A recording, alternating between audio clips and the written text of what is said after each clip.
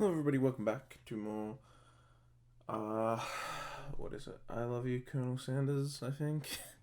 I can't remember the name of this absurd fucking game. Okay, I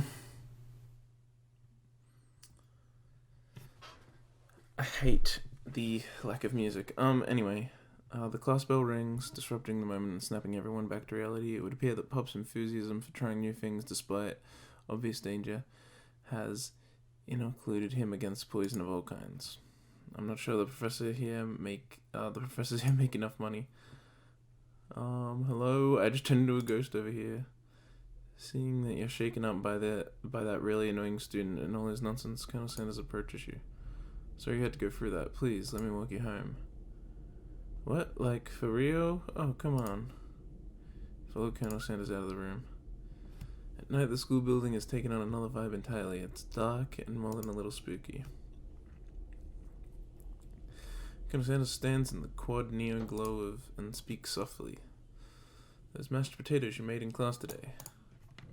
Before you go on, I want you to know they're not a great representation of my skills. I didn't even realize I was making them. They were amazing. Tasting them, it reminded me why I became so passionate about food to begin with. He's getting choked up? Jesus. He's getting choked up. What? Cooking is obviously important to him in a way that you find inspiring.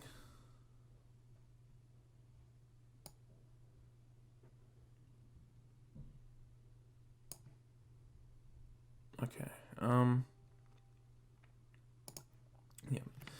Now might be the perfect time to tell him you're developing feelings for him. Wait, really? Colonel Sanders, yes, Eira? Something I need to tell you. Hold it right there. There's something I need to tell you first. Oh, jeez. You see, when I was just a boy, I had a dream that one day I could be the greatest chef the world has ever seen. And every day since, I've been working toward that dream, day and night, never stopping, never resting. Also lifting a lot of weights, like so many weights. We should follow our dreams with all of our hearts, so that our soul may grant them like wishes floating on a shooting star. Hey, no, you...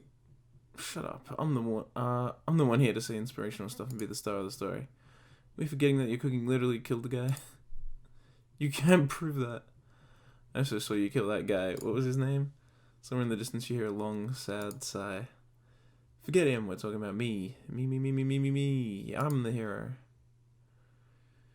The Spork monster is here to fight a hero. What? The hell is going on? I think I left the fridge door open. Later, nerds.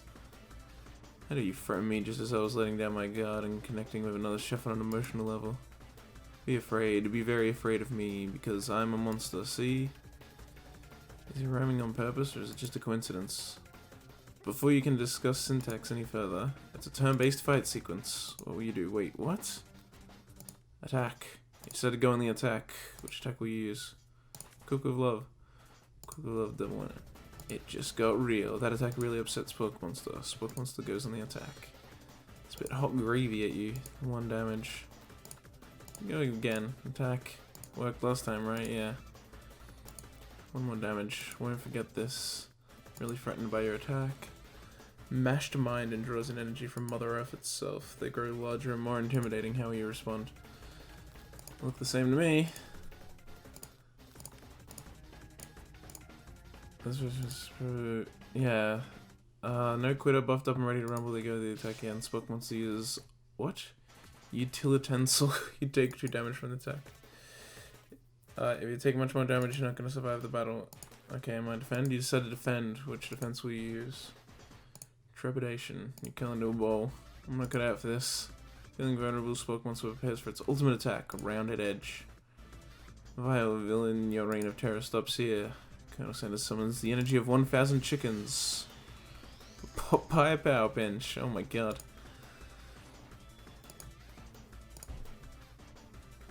You saved me. An injured Spoke Monster spews steam into the night. Forget mercy. No student will ever walk the quad in fear again. A monster mess with the wrong chef. You ready your final attack? He'll never survive my student debt loan destruction. Completely vaporized. You continue to surprise me, Eira. The defeated monster left behind a special item. It appears at first to be a cookbook, but upon closer inspection, it's so much more. It's a book of magic spells with a golden chicken on the cover. You open the cover and find a library card tucked inside. What the hell is going on? The last name to have signed it out is Borko. Borko. That name sounds strangely familiar. Your blood is pumping as you stand in the quiet of the night, holding the mysterious book in your hands. As you come down from your battle buzz, you realize that your final attack has left you completely depleted. The world around you begins to fade away. Without any energy to keep your eyes open, darkness overtakes you. The image of Colonel Sanders flashes before your eyes as you fall asleep. Must have helped you get home. If you're in your tired state, you don't know if you could have made it without him. What a guy. What a guy. You want to thank him, but you don't have the strength to utter a single word. You feel your covers being pulled up over you as you were tucked in tightly. Good night, my Colonel. In your dreams, you're together with Colonel Sanders. For some reason, Sprinkles is also there, instructing your love. Dreams are weird. This whole game is weird. Oh, everyone going by. You wake on day 2 and attempt to process the wild visions you had. Were they memories or premonitions? Lie in your bed and stare at the ceiling, thinking about the secret you discovered while tasting Colonel Sanders' cooking yesterday. You can't believe you really used blank. And then there was that secret ingredient that Colonel Sanders went ahead and told you outright. Not much of a secret, huh? It's probably just because he already trusts you so much. Sure, that makes sense. We'll go with that.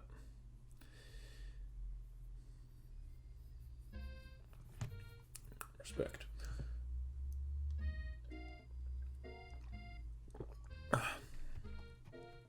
You meet up with your bestie in front of the school. Before you can tell her about the encounter with the spork monster, she launches into a story of her own. Okay, I know this might sound a little strange, but I think I might like Clank. Like him? Like? No, it sounds like it's moving too fast, but there's something about him. I like him. Like him. No one says that by the time they're in college. Or is this a high school? I can't remember. We got to talking after class, and he's actually a totally sweet guy. Not only that, but he's really smart. He told me all kinds of stories about Colonel Sanders. Did you know that Colonel Sanders was the most popular kid in his high school? No, but that does make complete sense. Yeah, but he was so popular that he was voted prom queen at the school he didn't even go to anyhow. What? And he was also the convertible that he himself rode in at the front of the homecoming parade. School he didn't even go. That's a badly written sentence. I think I know what it's trying to say, but this is badly written. I'm thinking maybe something got lost in pressure cooker language translation there. Yeah, okay, maybe it was meant to be bad. Either way, maybe it'd be best if it took it slow with this new boy like I am with Colonel Sanders. You and Colonel Sanders, the coolest guy in school, the most famous student to ever attend University of Cooking. Yeah, it is a university. You're a thing now? You definitely connected yesterday. Sure you did. You're great. Why wouldn't he be into you, I guess? Laughing at the implication that you and Colonel Sanders might be a thing is definitely not cool. You are great. You have an idea about how to prove that your love is real. If he's not into me, why did he tell me one of his secret ingredients? However, you don't tell her that you know a second ingredient too, which you discovered on your own. Your bestie's eyes light up. A secret ingredient? Yeah, I just said that. And secret ingredient. Is there a dramatic echo in here? Miriam checks to make sure you're alone before continuing. So this summer, while I was on vacation with my family, a lovely man approached me in the botanical garden where I was wandering. This can't be good. He told me all about his passion for spices. Secret spices. The man even gave me some to show me what he meant. He said it was a powder created from super duper rare dried flower petals, and that if I did him a big favor, I could have some of my own. Please, Miriam, don't tell me. So I filled my suitcase with them and brought them home. It was so nice he even met me at the gate when I arrived. Later when I cooked with them, a very strange feeling came over me, and the flavor was unlike anything I'd ever tasted. I think you're being very liberal with the meaning of spices here. Whatever. Anyway, we both share an interest in cooking, so we've stayed in touch. You know, like pen pals. I bet he would love to know more about new spices. Well, I'm definitely not supposed to share Colonel Santa's secret recipe. And besides, I only know the one ingredient, so I doubt it'd be much use to anyone. Please, it would mean the world to me. No one has to know it came from you or from Colonel Sanders. What do you think? Should you protect Colonel Sanders? Make up a fake ingredient. Quickly think of a fake ingredient name. I don't know, how about... It was Eye of Newt. I know, sounds like some kind of witch potion, but what can you do? Eye of Newt, wow. Her eyes light up imagining such a thing, and you figure you've satisfied her curiosity and she'll move on. However, she immediately turns around and does some fun typing on her phone that you can't quite see. That's probably not good. Before you can ask her to confirm that she was definitely not texting secrets to other people, you're interrupted. Wind rushes in, cherry blossom petals fill the air. I mean, I told her a fake one, it doesn't matter if she tells it to someone else. What the fuck? Oh, there he is. On a fucking horse. He's arrived at school. Stand by and admire his majestic glory. The man himself. Also, is truly a thing of beauty without ever acknowledging that he's being watched. He does a short horse dance before dismounting with a flourish, and slaps the beautiful creature gently on the wrist, sending it running free into the countryside. What is going on? He was so struck by the sight of him that you lose the ability to speak coherently. Oh, I didn't realize anyone was watching. Don't worry, he knows his way home. You attempt to compliment Colonel Sanders, but the words don't come out exactly right. This is so dumb. What a horseful beaut you have. I mean, what a horseful beaut you have. Dang it, that's, not what? That's not what I meant to say? I don't know. I didn't read that properly. Being a good friend, Miriam attempts to cover for you. Oh, Eira just gets really nervous around people they like. What? This is not helping. I mean, they got food poisoning and were up all night. It was gruesome. You should have seen it. She gives you a wink and a smile as if to say, situation handled. Can't blame a girl for trying. And with that, Colonel Sanders disappears in the school, leaving you and Miriam to follow.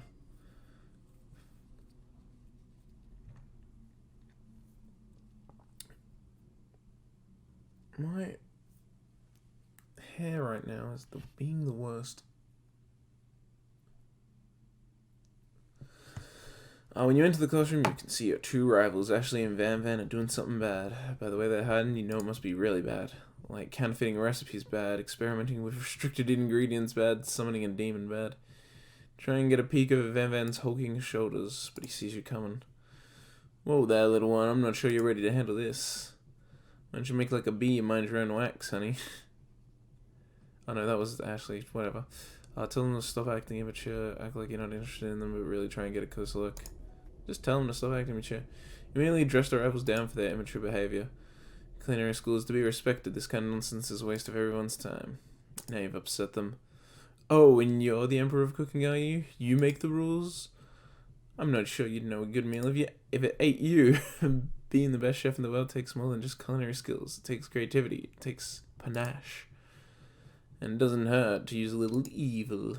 You finally get a look at what it was they were hiding, and you instantly recognize it.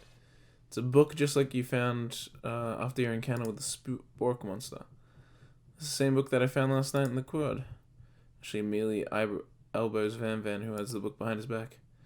I know what you're talking about. That book is a fairly heirloom, and its contents are secret. You notice that they haven't just been studying the book. They've got, pinned to the wall, and they're tossing potato skins at him as he tries to catch them in his mouth. We're playing. Before you can dig in any further, you're interrupted by the arrival of more students. It's almost time for class. Beep beep. I think he must be running late. He's in such a hurry that he rolls right over Van Van's meaty foot. Hey, watch it, you bucket of bolts. You watch how you talk to him. He didn't do anything. Bzz. Who do you think you're talking to? I've never heard such language, not even from a stand mixer. No, your mother was a stand mixer. Van Van jumps to attack Clank, but Clank shocks Van Van, sending him flying across the room. Protect me, Colonel Sanders. These crazed men are about to come to blows. I think it must be over me, but I'm not interested in either of them. Ashley's tone has completely changed in an instant. She bats her eyelashes at Colonel Sanders. Surely you must know that this is a ruse, right? Gentlemen, get a hold of yourself. Save it for the arena, at least.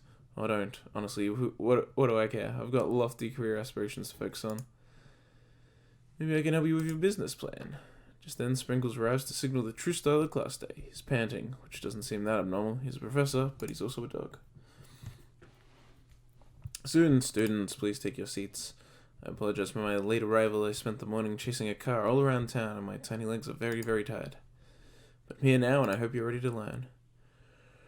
Robbie's furry dog belly. He loves it. After he catches his breath, Sprinkle regains control of the classroom. Without further ado, we'll review the global history of my favorite fowl, the chicken. You want to pay attention to the lesson. Truly you do. Which is why in 1776, at the signing of the Declaration of Independence, it was a chicken who first signed their name. What? But you can't help but daydream about Colonel Sanders, and you miss most of the important parts.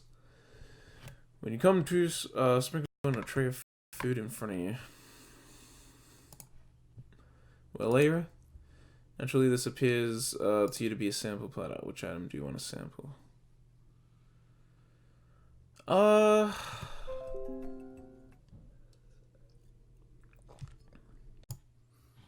Brief break there, cut in the audio, or maybe I had to cut. I had to do something. I had to go have dinner.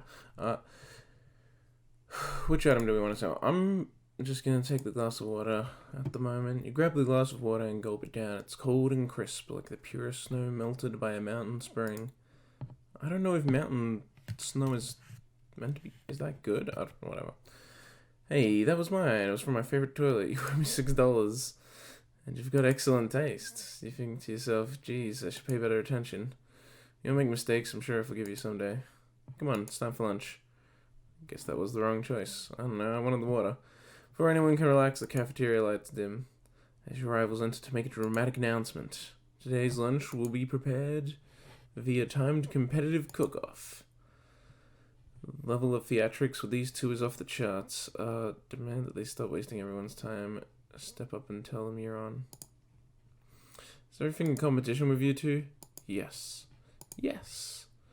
Well, not with me. I'm on a personal journey to learn to love, to learn to love. Sure, why not? But to learn to love? Sure, why not? But definitely not to constantly battle. Yeah, stop getting your genres crossed. Don't you have some portable, what? Don't you have some portable monsters to capture or something? Need to eat if I'm gonna have the energy to stay in my education and pursue my dreams of being a master chef. How are any of us supposed to get anywhere if we're constantly fending off challenges from every know-it-all with an apron? Besides, I already bought my own lunch. Eira, you should have it. It'll give you the energy you need to succeed. Miriam reaches out and presents a gift to you. A special grilled cheese and tomato soup with chocolate milk to wash it down. And a tartlet for dessert. That looks really nice, actually. It only takes you about 5 seconds to eat It only takes you about 5 seconds to eat Miriam's tiny food, but it's just what you needed for motivation. You know what? I've learned enough for today. Let's battle. Just as things reach a boiling point, Sprinkle steps in. Surely he'll put a stop to this madness. Now, students, please settle down. This is a lunchroom, not a sportsing. Finally, a little sense. You breathe a sigh of relief. At least not until we turn on the timer. And then a huge light blasts you in the face, flashing the words, timer ready. That's what I'm talking about. Aru! I stand corrected. If it's a battle you won, it's a battle you'll get. My bestie can beat the best of them. Best believe it. Like a diamond I was formed under pressure. Now it's my chance to shine. Guys, look at how thick her thighs are. Jesus Christ. She's thick. Thick AF. I would have featured myself. You had his chicken and you made mashed potatoes and gravy on day one, and you're feeling like you can really impress him again here. It's time to boil some water for the potatoes. Think fast. If the timer runs down, you'll be forced to pick randomly. Oh, whoa. What temperature does water boil at? Wait, you're fucking kidding me. It always boils at 100 Celsius. That's probably not right. That's right, but how would you have even gotten into the school without knowing that? Okay. Shit. When it gets to rub my furry Betty, let that enticing offer motivate you. You're gonna need to season this chicken before you cook it. You don't know Colonel Sanders' recipe exactly, but you have an idea. Oh, it was 11, right? That's right. Okay, you might not know all the ingredients yet, but at least you're headed in the right direction. Tail wagging intensifies. Now that you've got some basic steps going, it's time to elevate your craft. What state of mind offers the most flavor? What? Vigilance? Oh shit, it's wrong. I'm begging you to get it together. Get it? I'm a dog. It's never the wrong time for some dog jokes. Next question. Your classmates are rooting for you, but Ashley is simply stronger and faster than you. You'd better pick up the pace if you want to survive. You were kidding me. When you were a child, your father told you to never forget where you came from. Every day you meditate on his advice and draw energy from that place. You have a great time to harness that energy, so where does it come from? I didn't get time to answer. Shit. This is a horrible time to start forgetting important things. Crap. Try to shut out the noise of the arena and focus on your cooking. What is the sound of success? Was it sizzling? Oh shit. Don't make me get the spray bottle. Oh god, is this the end? Yep. Game over. Oh shit, okay, try again. Damn, I wasn't ready for that to just come in at me.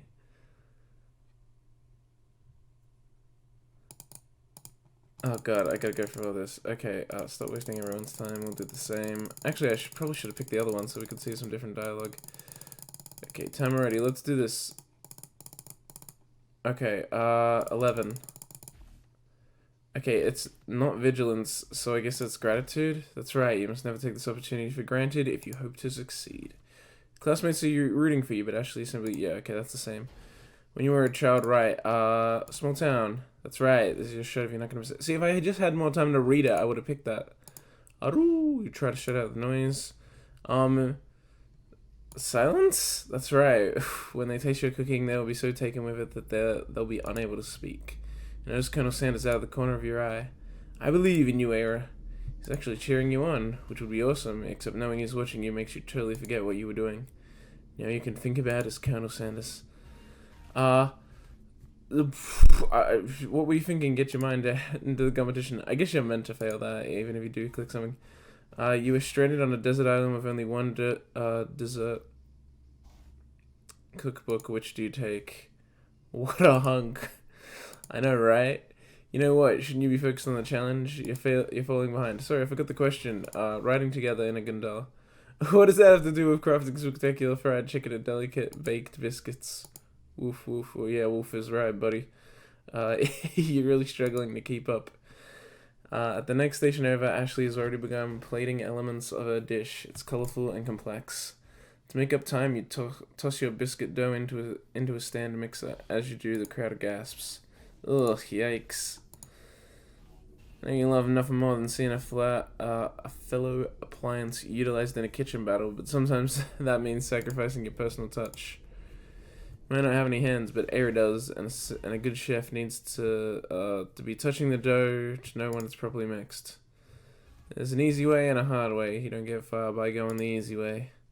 When you hear everyone talking, you realize how serious Eira was. You immediately shove your hands into the mixer to rescue your dough before it's overmixed.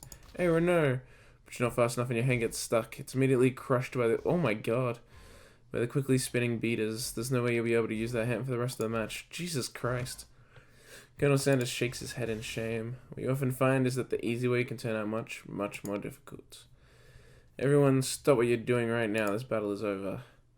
It can't be. I was so close to finishing my dish. Sweetheart, look at your hand. You simply can't go on.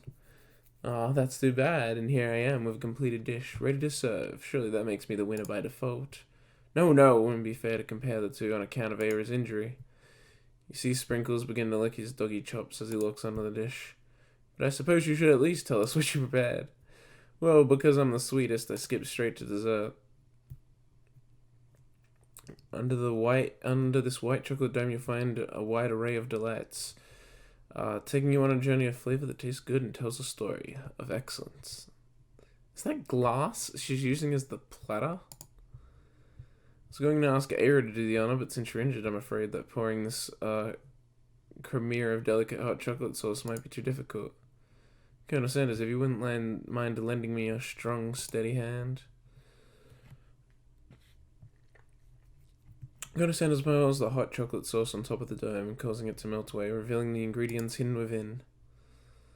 Inside you'll find a delicate fried cheese croquette atop a slice of honeycomb, ice cream, 2 ways, tender nougat. What? Nougat? And pearls of blueberry galette. Oh my god, these friggin' foreign words. Colonel Sanders seems intrigued, but perhaps not impressed, as he dips his finger in the chocolate sauce. Simplicity isn't your strong suit, is it, Ashley? Oh, you. As he places a sauce-covered finger onto his lips, Ashley leans over and whispers something in his ear. A dab of sauce sticks to his mustache. Internalize the rage you feel, put yourself between Colonel Sanders. Yeah, let's get in the way. You gotta act. Reach out with your apron to wipe the sauce off his glistening face. Colonel Sanders recoils and brushes you back. This goatee isn't just a fascist statement, it's also functional. I was saving that for flavor for later. Oh my god, what? Game over? You're kidding me. What? How far back is this gonna send me? You're kidding me. That got me a game over, of all things. God damn. Oh my god, we're all the way back here. You're kidding me. Oh. Fucking A.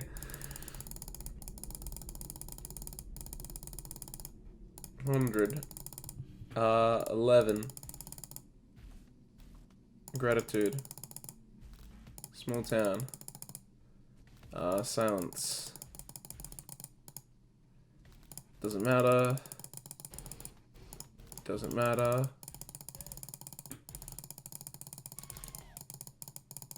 Jesus, I didn't notice that scream last time.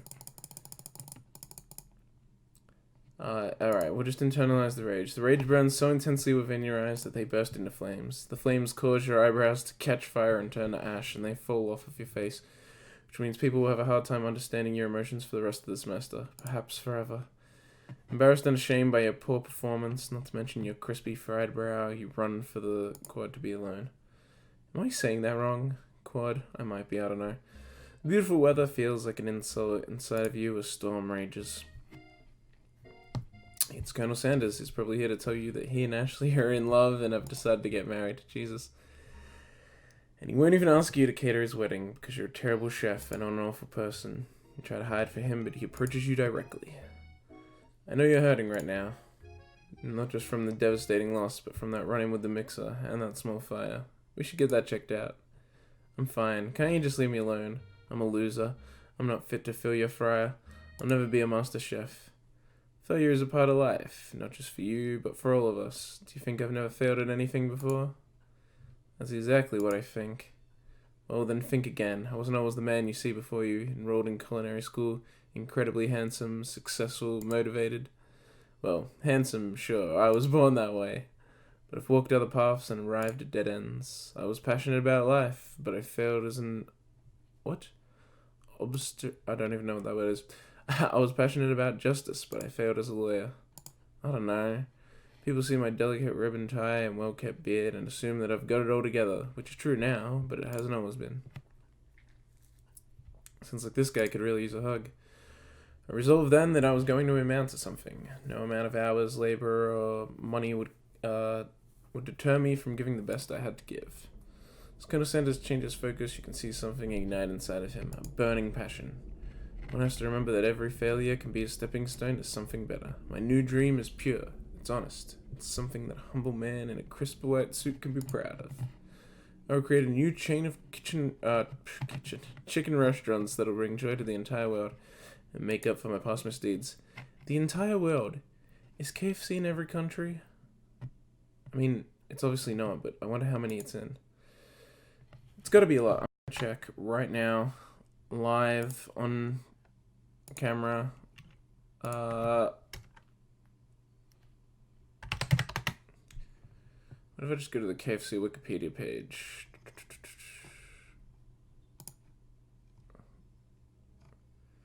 Would that have it? Operations.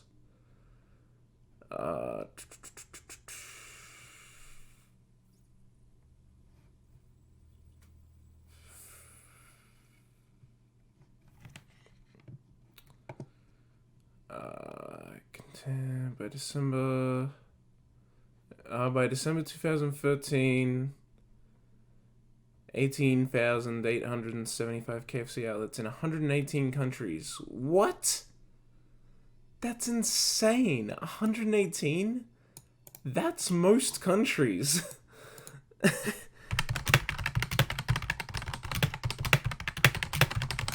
How many are in the world? 195. And he's in 118. That's insane.